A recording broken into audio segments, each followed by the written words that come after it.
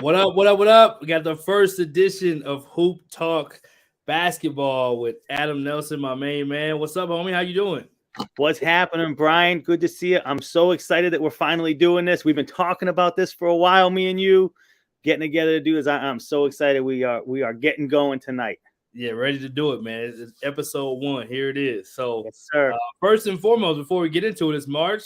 How you feeling, man? Do you have some routines you normally do in March, or kind of a flow you normally? How you keep track of all the games? How do you normally do it? You know, it's nuts, man. It's March Madness. It is legitimately March Madness right now. It is nuts. So, I don't know how I keep track of anything, Brian. I'll be honest with you. Between watching all the games and then all of the coaching moves that are going on right now. And that's what we specialize in here, man. And it's going nuts. So literally, Brian, I'm sitting here talking to you, right? And we just saw this little intro, and I literally just got a text, another just opened. Like, it's nuts. It's nonstop. Before we came on, I just put 2 up.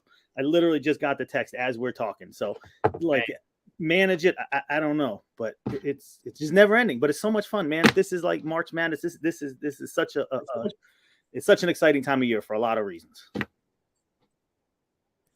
Yeah, it's what kind of what we do this for. And you kind of alluded to this in some of your new 60 seconds, which I do love, by the way. I think I told you that. Appreciate that. Yeah, so in that, there's going to be some carryover or some almost like, I guess, I don't know the word I would use, but some residual from COVID happening and people want to save money on budgets. Touch on that real quick before we jump into. Yeah, and you're right. And I've been talking about that for a while, where I think, this is the year now where people have learned to live with this pandemic. And and I think, some moves were not made in the last couple of years that will be made now. And I think you'll see it a little bit at the Division I level. I think you saw it at Florida Gulf Coast already, where, he had won 21 games this year, but was probably saved, a year before. But where I really think it's going to be apparent is going to be at the smaller college levels, Division II, Division III, NAIA. I think where ADs, didn't want to pull the trigger because, they didn't have a lot of evidence over the last couple of years where, you're not playing full seasons, so 2020, you really couldn't get rid of guys in the spring because the country was shut down. And then last year, or, 2020, 2021, teams didn't play full schedules. So, it's kind of hard to fire a guy for going 7-7, but I think all of that is catching up. And the one thing I've talked about a lot and I still see now is, some of the changes that have been made at the smaller colleges, guys have had better records this year than they have in a couple previous years. So that's why I'm saying it's going to start, this is the year where it's going to start catching up. And Brian, let me say this real quick too, I've done this for a long time and we talk a lot about this stuff. And, I don't get excited when guys get fired. Like, that's not why we're doing it. Like, oh yeah, this D2 up. Like, that's not why, and it stinks, it's just part of the business that we have to report on. But, we're not rooting for guys to get fired, but unfortunately we have to report on it. And then, then it's what's next. Hey, then it's an opportunity for somebody, and hopefully the guy that got fired, can find something. But, it's not easy getting fired. I mean, I've been there a bunch of times, as a Division I assistant.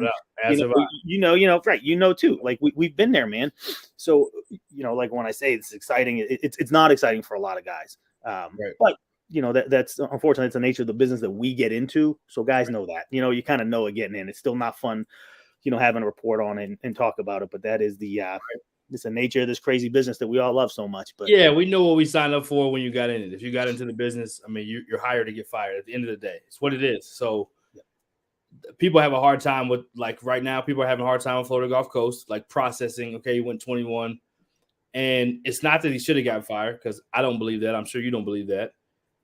But I think there's a sentiment that's like, because of the pandemic, there were some people that maybe got saved. I think they maybe even restructured some of his contract. I don't know all the details, but the little bit that I know is they were not having the success they wanted to have. And then they had a lot of success this year, but the AD's mind may have already been made, it sounds like. Yeah, no, I would agree with you. And I think that's, kind of what happens. And you know what? It's funny where, a place like Florida Gulf Coast, where they had so much success, under Andy Enfield and Joe Dooley, and, even winning 21 games is not, it's not Sweet 16 success, but then, you look on the flip side of it, a place like Charleston Southern, they go 6-25 this year, and a lot of rumors kind of swirling he won't be back, but his AD said he's coming back. So it's funny, like, kind of the different places you're at, and and the expectations, expectations are different at different places. And at a place I think it's almost like that. To be funny a little bit, it's almost like that Forrest Gump line. Like, this business is like a box of chocolates. You don't ever know what you're gonna get. Like, sometimes the things that make sense don't make sense in this business, and vice versa. Like, guys that should have opportunities sometimes don't. Guys that do well sometimes get let go. There's a lot of stuff that goes on behind the scenes. So, speaking of behind the scenes, we'll shift to the next topic and talk. Let's talk the Hoop Dirt Coach of the Year candidates. Now, talk about how you came up with this concept in the beginning, which was a great one, and you do every week, and people vote. And talk a little bit about that, because it helps the people, and people now put those in their bios, even like, I've been Hoop Dirt Coach of the Year or Hoop Dirt Coach of the Week or whatever it may be. And some of the SIDs pick it up and they'll run a story on it. So, I mean, it's a great thing because it helps people to get celebrated. And ultimately, man, I mean, from being in the business, we're all trying to get as much positive press as we can, especially if you're at a smaller level, but even at the bigger level, man. So talk about how you came up with this Hoop Dirt Coach of the Week first and Coach of the Year. Yeah, you're right. And like I say a lot, we're in this, or I'm in this. I want to help coaches. I want to be able to help, promote them. And you can say we. You can say we. We got the same mission. I got you. All right. We're in this. It looks a little different, but it's the same mission. No, it is. And that's right. And that's the point of this whole thing. That's why that's why we do this stuff. That's why we do this together, right? We want to help coaches, promote coaches. So the Coach of the Week was a, kind of twofold thing. A, help guys, promote them. But B, really, the content for Hoop Dirt during the basketball season is not a lot of content, right? Guys aren't getting hired and fired. There's not a lot of stuff going on. So it was a way for us to provide content on a weekly basis. And it does get the Hoop Dirt name out there a little bit. Like you said, SIDs pick it up. People engaged. Yeah, exactly. Local news stations pick it up. So it does. It definitely keeps people engaged.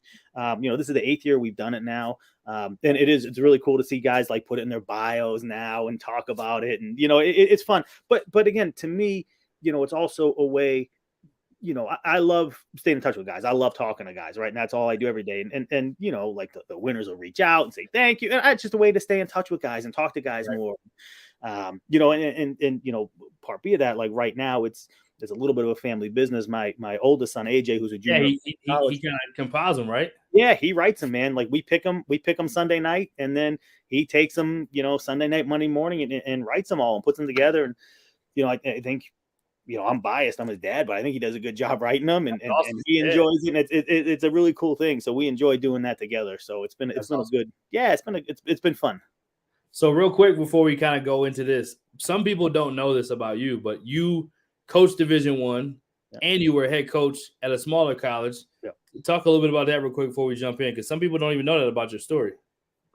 Yeah, you just think you're just a guy, collecting the hoop dirt. Yeah. Yeah, no, I know. I talked to a lot of people about it, and some people know, some people don't. But you're right. I mean, that's how I got started. I started in this business as an 18-year-old kid, working as a student at the University of South Carolina and then Boston College.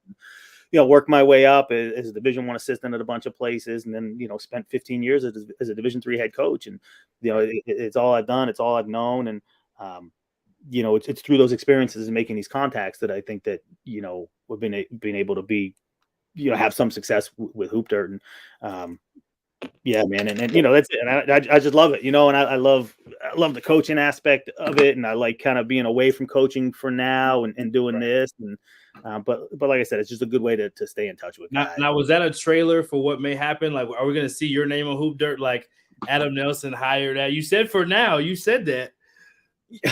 That was good, Brian. You got me, man. No, you know what? So no, when I stepped away, I wanted to be here and spend some more time with the kids. And now you got kids in college, right? Getting older, man, right? I got 2 in college. One who's a junior in high school, and we still have 11-year-old. But life, slows down a little bit, and you have a little bit more time. And and it's funny for me to say that right now because I know what you're going through right now with 3 little ones, man. Like putting them to bed and giving them baths and feeding them. So your time is precious, man, and it's hard, and it's hard doing it with little kids. It's hard coaching with little kids, but I don't know. As they get older here, you never know. But the flip side of it is I like being on this side of it. I like doing stuff. I like doing stuff with you. I like doing 60-second updates. I like doing I did a bunch of radio today, some other podcasts. So I like doing that stuff, and So we'll see. Yeah, I'm glad we're doing it. I know I've been pulling your arm for a while, and we've been working on it, but we are here. So let's talk about who their candidates of the year. Who are some of the candidates that kind of stand out right now? Yeah, so I think the one nice thing that we do is that we honor guys at every level, right? Division I, Division II, Division III, NAIA, junior college. So it's not just and probably people's favorite part, because they feel like, one, everybody has a shot to get that recognition, and if you're on a channel that everybody's watching and you're at a lower level, it's like, oh, I can get seen by these kind of things. So I do think it's a platform that uniquely, because I mean, similar to what we do with All Access here, I mean, it's the same thing. Like, from being in the smaller college levels, you feel like, man, how do you get seen? How do you get noticed without trying to get extra attention? And how do you, even when you win, how do you make sure somebody sees that? So I love that about what you do. And I think that's what coaches love. It's like equal opportunity, so to speak. Yeah, no, exactly. Right. We want to recognize, the NAI and junior college guys, right, just as much as we do the Division I guy. And to be quite honest, we get a lot more traction on those smaller college coach of the weeks, the right, twos, the threes, we get. Because they get nothing. They get nothing. So when they get something, it's like, yo, we got to share this. Yeah, exactly. And to be honest, and that's what I love. And that's what makes me happy is, just trying to, recognize guys for the hard work and some of the guys that might not get recognized. For sure. So staying with that, Brian, right? Let's start with the guys that will get recognized, right? So, one of the things with our coach of the year. So with our coach of the year award, what we do is a little differently than some people. So we actually have 16 coach of the week winners. Yep. So you have to win one of our coach of the week award. You can't be a left field and come in. Exactly. You can't sneak in, man. You got to do something. We got to recognize you during the season. It's a little bit unique, So you have to be one of our 16 winners to qualify. So, like, at the Division I level, obviously we've got some heavy hitters there, right? Yep. Guys that have won it this year. Scott Drew from Baylor, Bruce Pearl, Ed Cooley. One of my favorites, we might talk about him a little later in the show, Matt McMahon from Murray State. The job he's doing there, holy moly! But and again, we haven't gone through the selection process yet. We haven't announced them, but if I'm looking at Division I, that's a really strong group. I mean, look what Eddie Cooley's done at Providence. First time ever. Yeah, yeah. They've been fun to watch. The excitement that he's built at that Dunkin' Donuts Center. I mean, it's like nothing. When they hosted Villanova last month, I mean, that place was wild. And Providence basketball is a little bit different, where they play at the they play playoff campus, and it's just a little bit different environment. And if you're not very good, the place can be empty and feel really lonely. Right. But the environment that he has created there is unreal. So we've got some good candidates, really good candidates at the Division I level that we're excited about to go through and see who we can get for a winner there. No doubt. Good stuff. Anyone at the other levels you want to mention? Yeah, so just scanning my list quickly. I mean, there's some guys that have had unbelievable seasons that need to be recognized. Right. And again, not saying these will be our winners, but some guys that are going to be in contention here. Look at the Division II level. Jim Crutchfield at Nova Southeastern. These guys are 27-0. 20-0 in their league. First team ever to go 20-0 in the Sunshine State Conference. I mean, you got a Division II guy going 27-0. Man, oh man, he's probably in good contention for this award. No doubt. The guys like Barton, I think he's earned a little bit of keep there. Yeah, I think so. But you got guys like Bart Lundy at Queens, in Charlotte, 27-3. I mean, they're going Division I, but he's killed it like he always does. I mean, I think those guys will. How soon will they go Division I? I did hear that. How soon will they go Division I? I don't know if it's next year. I think they're going up next year, but then you still have that 4-year probationary. They still have do they have a conference already? That's a good question. I don't know the answer. I don't know. I mean, I know some other schools like Southern Indiana and Lindenwood who are both going Division I next year, who are joining the Ohio Valley. Yeah. Which is, again, it's another interesting trend we could talk about sometime. Right. The amount of schools going from 2 to 1. I've lived at ACU, Abilene Christian. You've been there, man. Yep. Not easy. No, it is not. But it's amazing though the trend with schools doing it, and what's going to happen eventually to Division II. What are we going to have? Are we going to have a division, Division I and a non-scholarship division? Yeah, there's a bunch that have. I mean, even just thinking about Texas and those leagues, like Current Word's done it. Yep. Tarleton just recently did it. Cal Baptist in that league did it. Dixie State did it as well. Texas A&M Commerce, where my brother is, they're doing it. That's right. So yeah, there's been a a number of ones that have. I think want to say Utah Valley back in the day they did it. So it's definitely a lot of Bellarmine last year just did it, and they almost won the conference. The same thing a couple years ago, right? Merrimack up here did it. Merrimack from 2-1, up in the Northeast here. So yeah, it's a strange phenomenon, but it is a lot of them going. So we did have that moment. I got to give a quick shout out to my brother because he did earn his way as a program. So when he got the job, they were 20. They had won 26 games in 5 years when he got the job. And I think in his 5th year, they went 26-0 the first 26 games. Wow. And then now in his 8th year, they got all the way up to number 1 in the country. So they're number 2 in the regional tournament. They just made the NCAA. So shout out to him real quick. And I think he got one of the Hoop Dirt Women's Coaches of the Week. Definitely did. He's gotten it probably. So on the women's side, we've done it, I think, for the last 3 years. And I think he's probably gotten it twice, if I'm not mistaken. Yeah, see, and that was before we were even boys, so that wasn't even politics. I wasn't even politics. That was just him being good. So exactly, he's done a great job there, man. And good for him. Good for him. He's awesome. He's done tremendous. I'm actually so spoiler alert. I'm actually going tomorrow to Dallas for a couple of days, and then Thursday I'm driving to their regional tournament to call a couple games. My first NCAA tournament broadcast. So yeah, awesome. I'm looking forward to it. Oh, that's good for you. Congrats, man. That's fun stuff. It'll be fun. It's a little different on that side of the mic, but I'm enjoying it so far. Yeah, but you've been killing it. You've been doing a lot of games. How many games did you do this year? I think I'm right between 20 and 25. That's amazing. That's a lot. It worked out really well. I did all of Northern Colorado's home games, and I did some huge games in the Mountain West, but did Wyoming's home games for men's and women's. So yeah, it was a special year, man. Who knows? I mean, and both of those teams have a chance. Wyoming should go to the tournament, and then Northern Colorado, they have as good of a chance as any to go. So it was fun being to call such good teams with such good coaches and programs. So, and the women's program at Wyoming went to the tournament last year and has pretty much everybody back. So yeah, anyway, that was my shameless plug. It was a lot of fun. That's awesome. That's good for you, man. I'm excited. It's been fun following you and watching you do those games, man. It's good stuff. Yeah, it's been fun. I've had some crazy ones, man. Like I think one game, the head coach got kicked out 5 minutes in, and like you're just like, and the best player's hurt, the other one's got 2 fouls. You're like, wait a minute, what's happening here? Just the other day, there was an overtime game where the leading scorer fouled out in overtime or right before the overtime. So you're just like, man, this is. And then there was another one where I want to say Northern Colorado was down 13 points with 5 minutes to go. It may have been 17 with 5. I think it was 17. It came back and won at the buzzer. So I've had some crazy, crazy games and scenarios. So like you got to make sense of it while it's all going on and unfolding, not like a fan, but like somebody who actually. So yeah, it's been. I got tested early. That's awesome, man.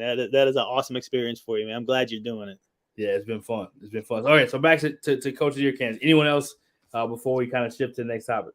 A lot of guys have had strong seasons. Division III, NAIA. Don't want to ruin too much, but you look at a guy Division III like Josh Merkel at Randolph-Macon. They're like 29-1 right now. They went 16-0 in their league.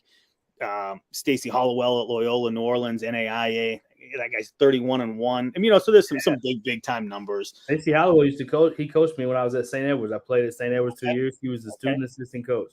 All right, Stacy, let's go. Look at that. Yeah, he's had an unbelievable year. 31-1, man. I mean, as I'm saying, some of the numbers at some of these lower levels are crazy. The years these guys are having. So, I think there's going to be a lot of competition for some of these awards, and we'll start going through them this week and hopefully announce them the week after. Nice. But we're looking forward to it, and I think we've got to, like I said, you got to qualify. You got to win one of those Coach of the Week awards, and I think I think we've done a pretty good job picking them because this is going to be a really tough choice for some of these. So I'm excited to get these announced pretty soon. Love it. All right, let's talk about. Let's see what else we got. Let's see what else we got on the docket. Anything else comes to mind real quick? Let's see what else we got. Do you want to talk a little bit about some of the games that are going on now in the tournament? Give some quick shout outs at any level. So I'll start with this. So Division III is playing, so you can obviously follow kind of Division III and what's going on. They're in the tournament already. They've already started. Selection Sunday was yesterday for Division II women's and men's, along with junior college. So the junior college tournament is in Hutch. Most people know that, but the Division I junior college tournament is in Hutchinson, Kansas. The women's is in Lubbock. Division I women's is in Lubbock. And so those selections were just made. So those tournaments are coming up. And then D2 starts this week too. So a lot of exciting lower level basketball. I'm not sure about NAI. You have to help me on that one. I don't know that one. Yeah, I saw the brackets. I know the brackets are out. Okay, so brackets are out. So there we go. So follow the brackets. You can go to njca.org for JUCO. Do you have them on your site already or no? You probably don't do that. No. That's okay. No, we should though. Should, yeah, add it to it. Why not? Maybe that's our next thing. Yeah, add it to the poll. All right, so we got those. So then tonight, so we're doing this at night, pre-recorded. So you'll see it when it gets released. But this is the night of Monday night, and there was a crazy overtime game between Furman and Chattanooga. Incredible SoCon championship game. Literally, Furman makes a basket. What felt like the winning basket. It went back and forth because it's like tie up, and so they're up 2 with maybe 5 seconds left, and Chattanooga goes somewhat the length of the court. It's a deep 3, really on 2 guys. Pulls up, holds his follow through, and nothing but onions. And game winner. The first official March kind of like moment. That was it. Yeah, that was awesome to watch, wasn't it? I mean, it was. I was screaming from home. Yeah, no, I hear in the bathtub. Like you said, I thought that game was over. Furman scored. You think they're just going to get it down the court a little bit and heave something a bit? I mean, that was you say he had 2 bodies on him, but he had a pretty good look at it. So, right. But it's been exciting. I mean, there's been so many good games. Even tonight, as that game was going on, we're watching Towson and Delaware. Towson was the number 1 seed in the Colonial. They got upset. Right. Delaware played great. Delaware had Jameer Nelson Jr. Yeah, he was on the bench most of the second half in foul trouble, and they just kept him there because they were playing and playing and playing. And you're thinking like, when's he going back? When's he going back? And some of these games in March have been so much fun to watch. Even this weekend watching Arkansas at Tennessee. Tennessee took him to the woodshed in the first half, man. It was 50-29 at the half. And next thing you know, Arkansas fights his way back in this thing. And that's a close game at the end. I mean, and one of these things with March Madness and these games coming up and you like the Cinderella stories, and there's some good, nice teams out there. And these kind of lower Division I tournaments are fun to watch. But man, SEC basketball, I love watching SEC basketball right now. There is no league better in the country than the SEC. High level coaching, high level players, and just high level hooping going on. Yeah. Oh, it's awesome, man. Like anytime Auburn's on, Arkansas is on, Kentucky's on, man, I am watching. And yeah, like even Tennessee, how good the SEC is. Tennessee's undefeated at home this year. Right. I mean, this league has been so good and so competitive, and there's so many fun players to watch in it. Yeah, man, it's been awesome. Yeah, just last week it was kind of a record. It was a record-breaking weekend where all 6 of the top 6 teams lost. Yeah. Now, all of them were on the road, but all of them lost, and it's never happened where all of them lost on the exact same weekend/night. So, yeah, it's definitely going to create a awesome March Madness tournament because you really don't know. There is a number 1 team. There is a pecking order, but anybody can get beat. And I think the extra year, the COVID year for people coming back, along with the transfer portal and people not having to sit, the one-time transfer exception, just makes college basketball. Some people love it, some people hate it, but bottom line is it's here. You got to adjust to it, and it's like the internet, and then it's like social media. Whether you like it or not, it ain't going nowhere. So you either adapt or you get passed up. So yeah, it's a great time in college hoops. Let's mention some of the jobs before we run. Yeah. We don't want to give them too much because we got to come back next week. But we got some new jobs on the horizon. We don't glorify people getting fired, but it's just a reality of this business. So, what did happen today? I think. Well, I'll let you take the reins. Yeah. So, well, and you're right, though, and like you said, we don't want to glorify it and this and that, and that's the one thing that I'll never do. Like, I'll never put out like a hot seat. I'm never going to say like, right, who I think is going to fire, and to be honest, like I keep my list. I mean, I've got. I mean, I know what's coming. I mean, I know what's coming down the road in the next couple of days, in the next couple of weeks, but I'm not going to say it publicly. You can figure it out. But we could talk about the jobs that have opened. I mean, today was a little slower than I thought it would be, and I think the one that opened today was Western Michigan opened, and again, not a surprise there. that was one of those kind of crazy situations when COVID hit in 2020. They got rid of Steve Hawkins. He was one of the few guys that went, in the middle of the pandemic, and that was kind of a strange move at the time. And they promoted Clayton Bates and gave him way less money than Hawkins, and gave him a 2-year deal. So that's one of those things, like, you knew it was coming. I mean, they won 13 games over the last 2 years, but probably saved $400,000. I mean, it's a good trade off, I guess. I don't know. That's a good job. Obviously, everyone in America is going to talk Saudi Washington from. Now, he was offered the job once before, and he's an alum. Good player. So I think he's going to be a pretty big name there. DHR is running that search, so we'll see how quickly that gets wrapped up. But that was the one that opened today, and there were 3 that opened over the weekend, and the 3 over the weekend were San Diego, Florida Gulf Coast, and then Nebraska, Omaha. Yep. Which that's a tough place, man. I mean, kind of saw that coming, which is too bad. I think Coach Hanson's a really good guy, but he oversaw their transition, from Division II to Division I back in 2012. Right. It's some interesting names coming out for that one already. I think a lot of guys are talking about Alan Huss, the assistant at Drake. Nearby. He's got some pretty good ties. Creighton, right? What's that? Creighton. Yep. Yeah. In Omaha. Exactly. I get my blue and white schools. You're good. No, you're good. Blue and white. And DeVries came from Creighton, so it's kind of confusing. Yeah, exactly. So we'll see. I mean, and there's a lot of other stuff open with some interesting searches. I think Lafayette is having a really interesting search. Yeah. Right now, from what you hear. I mean, they're focused on like 2 kind of paths here. They're definitely focused on some Division III head coaches from some high academic schools. Really fits Lafayette's profile. Yeah. Also, focus on some Division I assistants. I mean, the name that keeps popping up is Marcus Jenkins from Minnesota. Nice. So I think there's, we'll see what happens there. CSA is running that search, and it's moving. I don't know how quickly, but it's moving. So it's definitely it's picking up. Even Florida Gulf Coast open this weekend. And again, these are the names that people just want to talk about because there's a connection. But Marty Richter from Drake. Yep. Right. Yep. Was that Florida Southwestern JUCO? Exactly. Yep.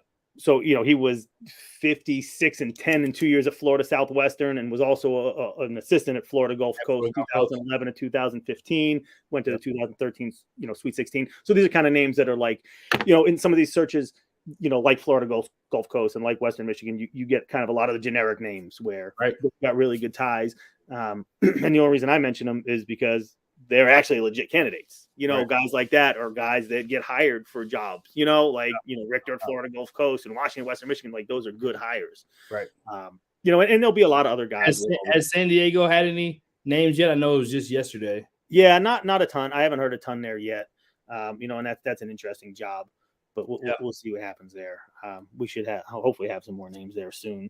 One of the interesting ones that's just starting to come out now, tonight really is at UMass. I mean, at UMass, again, same cast of characters that everyone's talking about, from Mark Schmidt at St. Bonaventure, John Becker from blah, blah, blah. But Kamani Young, the associate head coach at UConn, is gaining a ton of traction there tonight. And that'll be a pretty good hire there. I mean, he's got some strong New York City ties. You can recruit, and UMass is definitely a place, that you can win at. They've got kind of a strong, energetic, athletic director now there, and Ryan Bamford, and I think he's going to get it done and make a good hire here. So that's going to be an interesting one to watch. Yeah, the cool part for Kamani, and we interviewed him on All Access, I think a week ago, but really cool. Probably about a week and a half ago, they played Villanova. Coach gets kicked out early in the game, and he has to lead the troops. And we talked about this so many times. You're kind of looked at in one lane, and you've been an assistant and you've been a head coach. Yep. So you were looking at it in one lane. Well, he's an associate coach, but he's a really good recruiter. But he got a chance to get praise for his tactical ability in that game, playing against Blue Blood, one of the best, Jay Wright, multiple national champion, and was able to kind of have some plays himself and some leadership himself to show, like, I have command, I have a poise, I have an ability to do this. And people started seeing him differently. And, you hear all the stuff, buy stock now, all the stuff's going viral. And good for him, credit for him. And just everybody works hard for that one moment where either somebody gets kicked out or COVID has happened a lot where guys have gotten opportunities because of COVID. So happy for Kamani Young. And He'll be a head coach somewhere, and he'll do a terrific job, I believe. He will. And and it's funny you say that. The game that he took over, that Danny Hurley got thrown out. I don't know if you saw it or not, but that was the worst ejection in college basketball history. I mean, he was just turning the crowd and getting fired up. Like, you can't throw him out for that, man. That was terrible. That was. Yeah, I don't know if that was like something in layaway they wanted to get out and to hold against them or what. Yeah, right. That was a strange one, but credit to them, they still were able to figure out a way to win. Yeah, absolutely.